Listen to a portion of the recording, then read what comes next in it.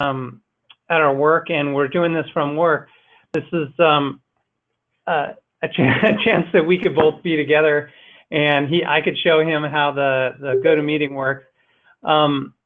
We're excited about not just this session, but also kind of what's coming after it. Even though this is like we're going to stand down our normal GoToMeetings for the summer. Some of you have been, I think, have interviewed for jobs at Northrop Grumman as part of the CyberPatriot program, internship program. And we're excited. I'm fairly certain at least one or two of you are going to make it and be part of the Northrop Grumman for a 10-week session. And both Mr. Rodriguez and I are going to be involved in that. And so that's going to be really exciting. We're hoping we're going to take whatever we learned from that and bring it forward to you guys. So good luck to you all that applied, and I hope you make it. I was just about to suggest, Ms. Wood, can you start recording if you haven't already? Yes, sir. Thank you. Okay, Hello? so this is part 2 of the session on common vulnerabilities and exploits, or what we call CVEs. And so I'll just get going right into it. And Mr. Rodriguez will go ahead, and I'll jump in as needed. All right. Okay, so to review, as I know it's been a couple weeks since we last discussed this topic, but if you remember in our previous discussion that CVEs document specific vulnerabilities. They describe the nature of the vulnerability. They specify the identified risks to the machine or platform that's affected. Also identify what platforms are affected, and in some cases recommend mitigations. And if you recall, also we discussed how that is a national database that's maintained by MITRE, and we shared some links that you could go to look up CVEs, and we actually went ahead and practiced on a couple CVE numbers just to see if you could find the information. And some of you also discovered that if you put a CVE into Google, you're going to be able to find it as well. It'll take you right to that vulnerability. So if we go on to the next page. Okay. So as a security practitioner, it's not enough to just know that there's a collection of vulnerabilities somewhere. It really becomes an issue of how do you apply that to your environment. As a practitioner, you're going to be interested in identifying what devices are on your networks, how your networks are impacted by those devices. And remember, devices also aren't just compute devices. They could be routers, they could be switches, they could be firewalls, tablets in wireless world, cell phones. It can be any number of different things. So your exposure, your risk exposure gets quite big depending on the type of networks that you're on. So it becomes important to have a way to manage and understand what your risk is. I would just have a question just to stimulate some thought for the crowd. So can anyone suggest any network devices in your house that are not listed here that you might count? Go ahead and answer in the chat window.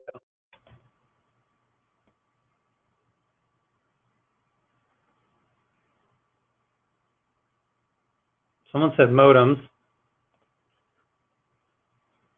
Does anybody have, you mean like a, not a modem in the traditional sense, I guess.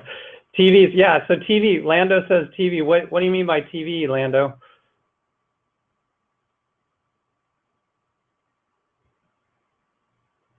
Why would it be a network device?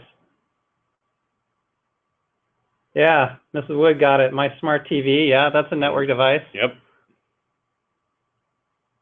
Yeah, it's connected to the internet. I want to hear, Okay, house alarm. So that's a key right there. If it accesses the internet in any way, shape, or form, it's probably touching your network. So what other devices do you think might also be considered? Okay, phones. Yeah, the phones are when you're on your Wi-Fi for sure. Yeah, oh, there's the Internet of Things. That's very good. IoT, Lando, pointing that out. Microwave, I don't know. Do you have a smart microwave? Do you have a microwave that talks to the internet? Smart fridge, Lando. We have a smart fridge at our house, and our fridge is connected into the internet, which kind of scares me sometimes because I don't know how good the security is with that thing, but right now I'm taking a risk. Anyone else? There's a lot of people silent out there. You think you got all the ideas? Do any of you watch Netflix?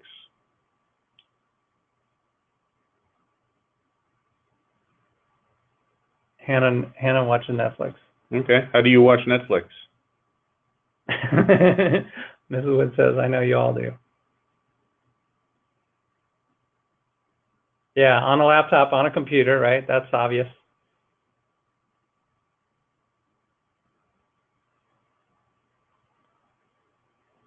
Do you print anything out at home? Printer. There you go. And believe it or not, there's some notoriously bad security printers out there. Just think about that for a moment. Gaming system, Very Xbox good. or PlayStation, yep. Very good. Okay. So as you all are kind of getting a feel for it, basically one of the key things there is was previously mentioned, Internet of Things, right? So that pretty much means anything. There's a whole host of devices out there that fall into that category. Printers, gaming machines, DVD players, TV, internet TV boxes like Apple TV, Roku, Chrome, smart TVs, et cetera, et cetera, et cetera. And there's even crazy things like smart toasters and smart light bulbs, and you name it. There's there's all sorts of internet devices out there. So just in your home, that's what you've got. Now, granted, many of those things don't necessarily translate into devices you'll find in a business, but as you can see, you can get an idea of how many types of how wide and varied the problem really becomes when you get into an enterprise situation. So really, you have a need for tools in order to manage this.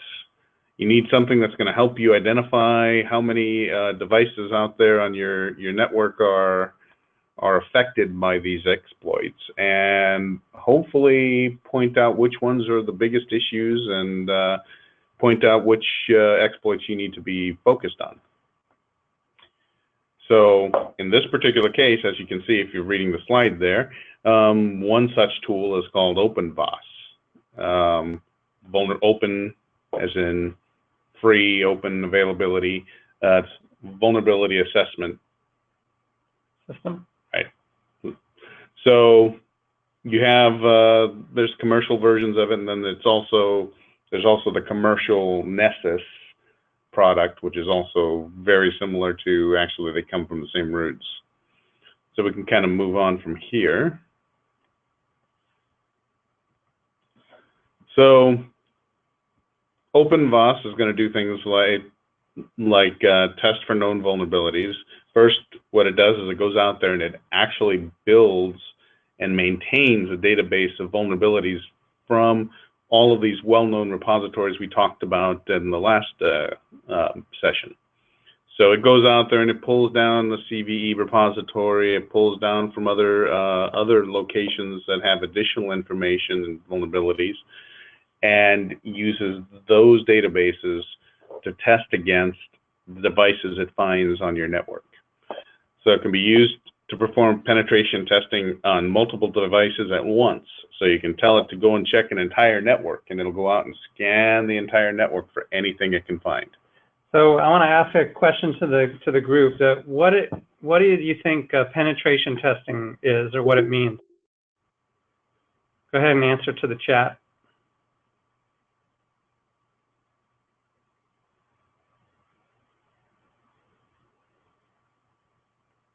Someone who hasn't replied yet before. Should I pick someone at random?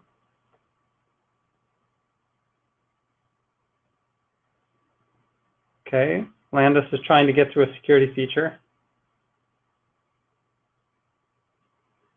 Finding flaws in security, testing the computer for vulnerabilities.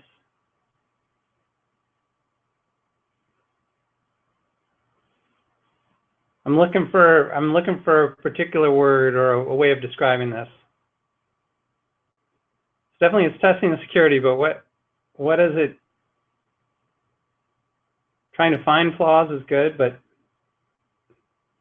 I'll wait for a couple more and then I'll give you what I'm getting at.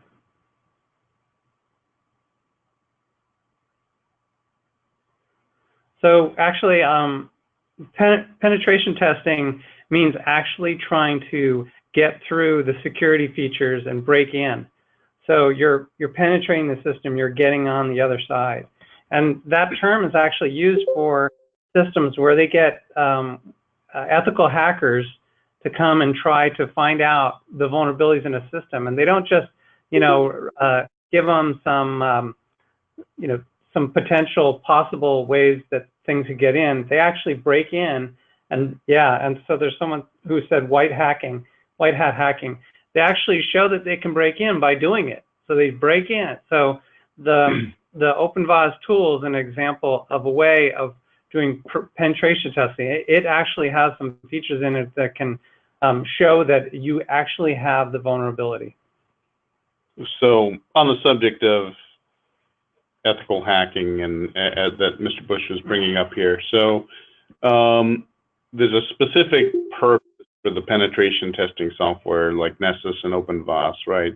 So once you've already identified the networks and you already have access to the networks and you know that there's stuff out there, you want to be able to identify, once you're connected to that network, you want to be able to identify what vulnerabilities there are so that you can apply specific exploits in order to get various levels of control on that network and do different type of harm depending on what device you're on and what exploits you're dealing with.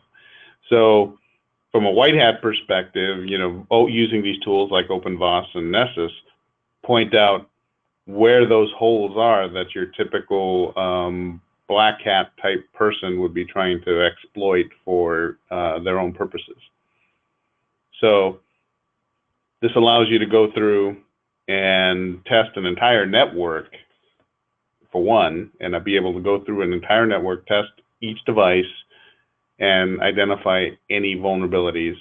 And it also produces actionable reports identifying the vulnerabilities that were found, and in a lot of cases also gives you mitigation steps to help you work through the process of fixing the vulnerabilities. And of course, another important thing when you're dealing with security here is a way to measure or assess or score the risk that each device, that the vulnerabilities have on each device, because you really want to start with the most vulnerable and work your way down. So, Mr. Bush, you want to talk about the report here that you see? Yeah, so this is an example of an output from an OpenVAS report. And we actually have, Mr. Rodriguez ran OpenVAS, and we have some actual reports. So should I click on, get those ones up? Yeah, you can go. Okay, so this is just in the presentation, but I'm going to get out of the presentation here for a second and go back to the Google Drive, vulnerability assessment. There's, which one should I? Just go with the Windows. So okay. That's the most interesting one anyway. All right, so old Windows. So Mr. Rodriguez had an old virtual machine that from before, and he decided to try and run this and see what would happen. So let's open it up. So these are out in the Google Drive. You can take a look at them. Okay. So there's a summary here, and it gives you, of course, how the report was run, and some details about the host IP address and the start, and what was logged. But I think you pretty much start to zero in on something right here, this item that's high in red. So it's got a score of a 7.5, and as we scroll down, and it identifies the a name, and is that the so it's actually identifying the actual vulnerability. But when you go down further, they'll give you the CVE, so you can go back and look it up. There it is, the CVE. But if you know, as you notice below that, you have a summary that actually gives you kind of an idea of what this vulnerability does. So this particular case, saying it's running SMB or NetBIOS, and it's prone to authentication bypass vulnerabilities. Gives you some information about the impact that's going to have, and tells you, as far as a solution, what type of solution options you have. In this particular case, it's an old version of Windows, so there is no fix. There was no future updates for this version of Windows. So based on the finding of when the vulnerability was found, there will be no fix for it. So you have to do something else to try and protect this machine from being affected by this vulnerability. So Lando asked, could this be potentially used in a competition? You mean running the tool, the OpenVOS tool? Probably not, is my guess, because it's actually something that's going to be run within a separate system that would have to actually, so you'd be running a separate server that would then, you would turn it loose on your VM and have it assess your VM for vulnerabilities. Now, what it can help you with is, as you're going through your practice and trying to harden your machines and learn the best practices, you can use this tool to kind of see how well you're doing. And we got some exercises and for future sessions that we hope to be able to do this with you guys. And I just want to point out too, that option, the thing that says will not fix, and you see these old versions of operating systems. So, typically the older systems do get, they get to a point where they're called end of life, and they're not supported anymore. And so that's just a risk that happens about not moving forward with your different operating systems, and it happens. Scrolling down, you see, I think this is organized actually in level of severity. So then there's another one that's a 5.0. And these logs are out there. You can look at them. They're in the folders actually. It's called, from the top level, it's called Vulnerability Assessment. And the briefing, last week's briefing is Intro to CVEs Part 1, and we're doing Part 2 today. I think it'd be good to show you this other one, though, the Amazon Fire Stick analysis. So I'm going to open that up. So that's the Amazon Fire Stick is an idea of another internet device that maybe you would have not thought about. And it is also a network device, and there is a way to assess its vulnerabilities. Now, in this case, there wasn't anything too highly evil in this one, so that's good. They're doing a good job. Thanks, Amazon. In protecting us, yeah. See, is there more to go on the charts? Well, so the charts, when you go through the charts, it's going to be mostly describing what we just did right now. Going back to the. Oh, we were going to go to the demo tool, right? So let's go back to the old Windows one real quick here. Okay. So now one of the things that I wanted to point out is if you move down a little bit here, you see there's a references section, which is going to give you some references to where you can find this vulnerability. Sometimes, if it's something that's found in the CVE database, you'll see that. If it's something found as in this particular case, that's something that's described in an RFC, which you'd find in the IETF libraries, standards. Standards. So sometimes a vulnerability isn't necessarily an exploit. It could be, well, obviously they're exploits, but it's not necessarily a bug per se. It's maybe not when the manufacturer doesn't necessarily follow the written standards to the word, and then sometimes it's also mistakes in the standard itself, which you would generally see as a CVE. So just to show you this next one here, this medium one, you can see that what it's describing as a vulnerability is actually providing information that someone shouldn't have. And Ms. Wood, we'll get to your question on jailbreaking. But in this case, we're showing like you can actually find by doing certain query, you can find what's running on a system, and that's called information leaking. Information leaking is when people can use information to either to find other vulnerabilities or know more about the system that they're trying to break into. And so you want to cover up as much of those the information leakage as you can, because there may be a known vulnerability against a certain type of system, and you certainly don't want to make that well known. So as you get into more of the information leakage kinds of things, they tend to be less bad, just because there's not necessarily a way to exploit that. Ms. Wood asked about jailbreaking a device, and I could comment on that, or do you?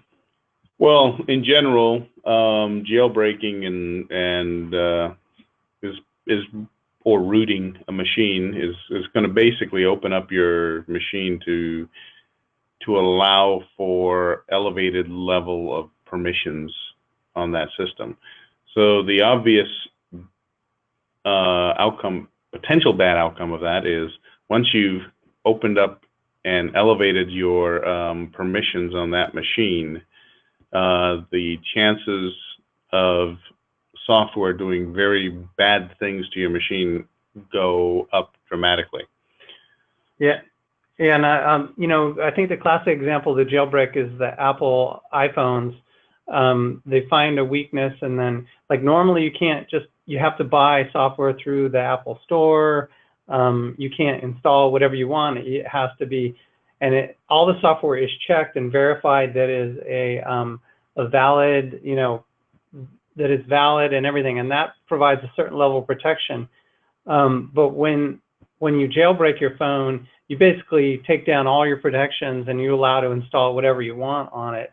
Of course, if you install some evil software, then the evil travels with you. So it's people do it to be able to either install things that they don't have, or want to use the phone in ways that are not sanctioned by the Apple. But when you do that, you also open yourself up to a lot of vulnerabilities.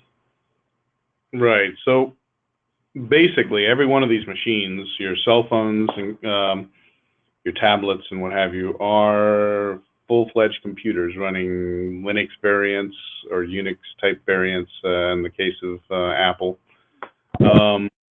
And everything that you see inside that screen and your normal touch and feel form function is contained inside a sandboxed shell. Part of the process of jailbreaking, you're actually going and breaking out of this limited permission shell or sandbox and trying to get down to the core or the root of your machine, where you can do things with elevated permissions. So there's a question from Mrs. Wood, and I'll try to answer it, and then Mr. Rodriguez maybe can too. the question is in the text message, can we do a general definition of encryption, and should we be using it on a regular basis? So general definition of encryption is basically where you, and I'm going to start with really general, but basically that you take information and you scramble it, and then you have a way of unscrambling it for the person who is allowed. And so what happens is in fact, on the iPhone, when you lock your screen, the information inside the phone does get scrambled. And they do that because they don't want someone who finds your phone to be able to access all your contacts and everything else, whatever might be in the phone, unless it's unlocked first. So that's a form of encryption. And, you know, in terms of encryption, it is a security feature. So definitely for things that you want to keep secure, like passwords, or when you're actually using a secure website, an HTTPS site, the network traffic is encrypted. That is one of the features that protects you online, is encryption. Do you want to add to any of that, Mr. Rodriguez? Yeah, so it's basically what Mr. Bush said, right? So you understand it's all key-based encryption, and as long as you hold the key, you can encrypt and decrypt that information, right? So what that's called is encryption at rest, is what Mr. Bush was talking about, where all the information on your cell phone, for example, is encrypted when your cell phone is locked. It's encrypted at rest. Now, encryption during transit is when you're actually communicating with another machine remotely using HTTPS or any other type of system that supports SSL or some other form of encryption. Now you're taking that data and you're encrypting it as you send it across the wires. And both are important for different reasons. And primarily it's keeping your private information private. Something I want to mention is that, like we talked about text message. What's interesting is if you use the Apple iMessage on your phone, that's when it turns blue and you're going between two different Apple devices. That is actually encrypted. But when you send a text message under a normal text and going maybe to another device, that's using the text messaging system, and that is not encrypted. So what that means is, along the way, if someone wanted to try and pick up your message, they could potentially read what you sent. So that's an example of encryption and non-encryption. So you want to bring up? Yeah, where's the site? So it's openvos. Right. Okay. So I'll try and let Mr. Rodriguez drive here. Maybe that'll work. Openvos.org. Yep. And then go to the live demo. Okay, live demo. Tryout at the top. Tryout. No. Let's see, where is it? We were just looking at it. There you go, live demo under. Oh, there you go. And the login is live demo with password live demo. All right. Not very good password. All right. So this looks a lot like the software that Mr. Rodriguez used to run his little test, and that we may, when we're, as a group, we may be running against our own virtual machines. And I don't know, you want to? So there's not a lot to speak about here, really. So this is just kind of giving you an assessment, giving you an example of if you were using this as a security practitioner and you have a network with many machines on it. It gives you an idea of how to use this tool to assess what your risk is. And as you can see right there, Mr. Bush clicked on the highest risk item on the first dashboard, and now you're getting a list of all of the risks that are available that are present in your network today, or in this demo network. So this is like by running a scan. So somehow it was able to figure out that the default password, what's happening now for Insight account was never reset. So there's probably a database of default passwords that it checks and for typical devices and sees. Well, it'll actually do brute force attacks against your password databases. So yeah, I know you guys went through some of the brute force and dictionary attacks with Mr. Bush previously. This tool actually uses some of those databases and tries to guess what the passwords might be through brute force methods and dictionary methods. So if you have admin accounts or protected accounts that have bad passwords, it'll certainly try to identify those for you. So you can go to this site yourself, the openvaz.org, and check it out and get an idea for what it does. And then I think, is this where you were able to download the software also? Right. So if you, the software that Mr. Rodriguez downloaded was for Linux. So if you create a virtual machine with Linux, you could potentially try to install this. He advised me that, it wasn't like just click and go. There was things that didn't quite work right, and you had to research it and so forth. So it's definitely not something that, the average person is going to be able to do. Yeah, it's not ridiculously hard to install, but you're don't expect to be able to click one button and have it up and running right away. So you may have to do a few things. But the key is that a lot of that has to do with the fact that it's an open source software product, right? So yep. It's not as clean and polished as the commercial products you might be used to. But one of the key things there is, if you look on this page here, Mr. Bush brought up some of the CVEs, and you can see some pretty recent CVEs that it's identified. One of Mr. Bush's favorite ones is the first one that came up.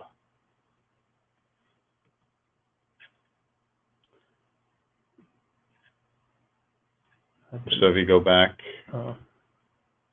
and look at the description, stack-based buffer overflow. Yep, buffer overflow and an address from string, and one of those probably a string copy. Yep. Which is the example that we used from that one session on types of threats and vulnerabilities. So I think that was pretty much what we wanted to share with you today. And do we have any more just general questions in the chat?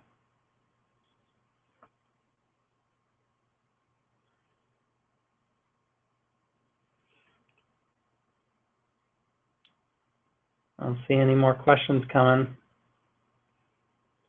So does everybody see how this could benefit your life as a security person?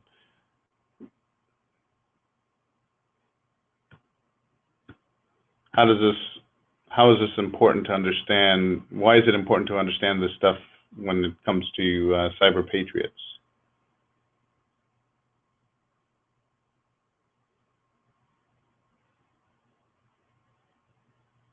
I think they all fell asleep. Not even any crickets awake out there? Yeah, crickets. Hello.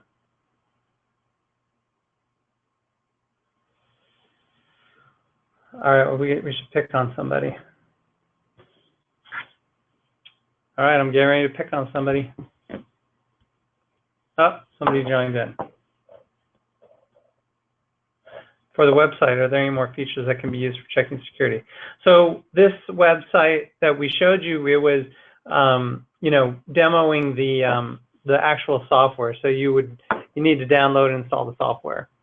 And there definitely, go ahead and you should just go and take a look at the different things that it does just to get a sense. But you can see the different types of scans that it runs.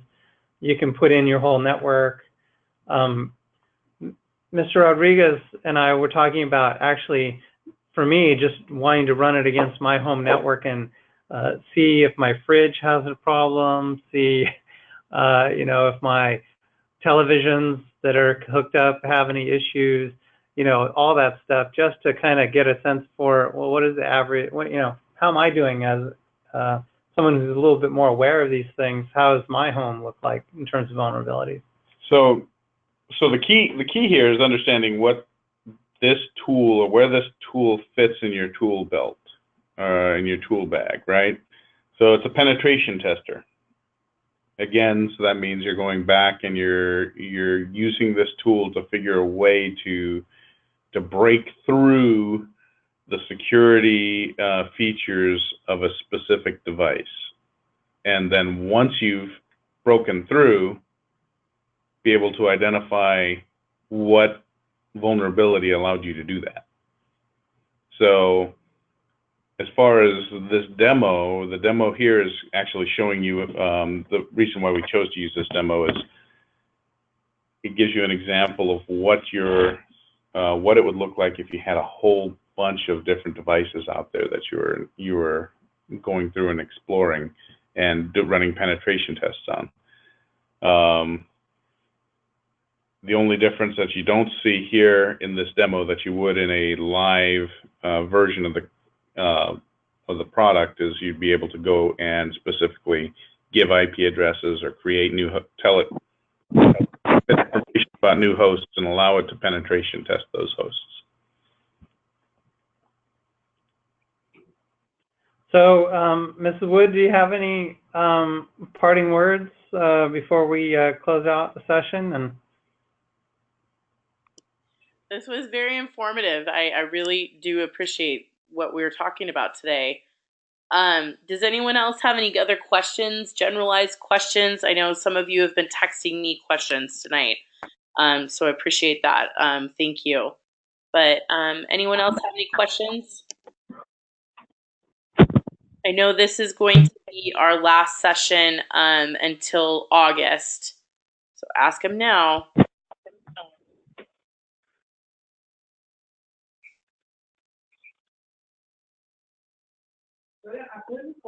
Yeah, I need fruit. Can I have apple and strawberries? apple and strawberries, yes.